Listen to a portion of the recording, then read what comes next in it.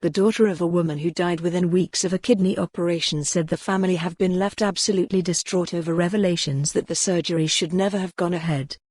Karen Millar said she was stunned after the Scottish Public Services Ombudsman found that removing the 79-year-old's right kidney had put her at exceptionally high risk of complications due to her age and medical history, including angina and a heart attack in 2016.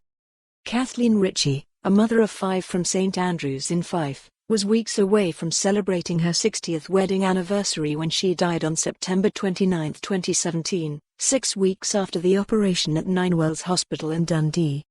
Mrs. Ritchie had been diagnosed with renal cell carcinoma following the discovery of a small lesion on her kidney, a routine heart scan. Mrs. Millar said, "Mum and Dad came home from that appointment shocked. The doctors had really stressed the urgency of doing this operation within 4 weeks as if it was a life or death thing, that there was no other option." However, an investigation by the SPSO found that her case was actually low risk and should instead have been monitored with regular scanning. The watchdog blasted NHS Tayside over serious failings in the grandmother's care and concluded that the operation had triggered a cascade of complications which could have been avoided. The SPSO said it was also inappropriate and unreasonable that doctors had not discussed the scanning option with Mrs. Ritchie. Her daughter said the findings have come out of the blue because the family had still believed that the operation was necessary.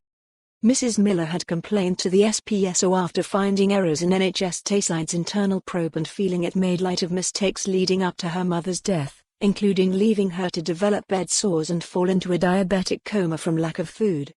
In addition, the family feared the cause of internal bleeding following the surgery was being covered up by the hospital after Mrs. Ritchie's GP made inquiries on their behalf and said she was told the problem stemmed from a nick in her artery during original operation.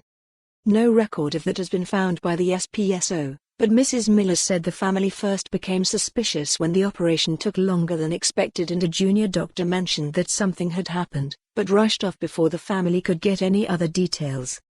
Mrs. Millar said, "They told us immediately after the operation that it was a success, but looking back something just wasn't right. It took twice as long as they said it would take and an anaesthetist, when my sister thanked him for looking after my mother, said, well, let's hope she makes it through the night. For the first couple of days she was well, she was walking about, she was on the verge of coming home." For more on this story, visit the news article link.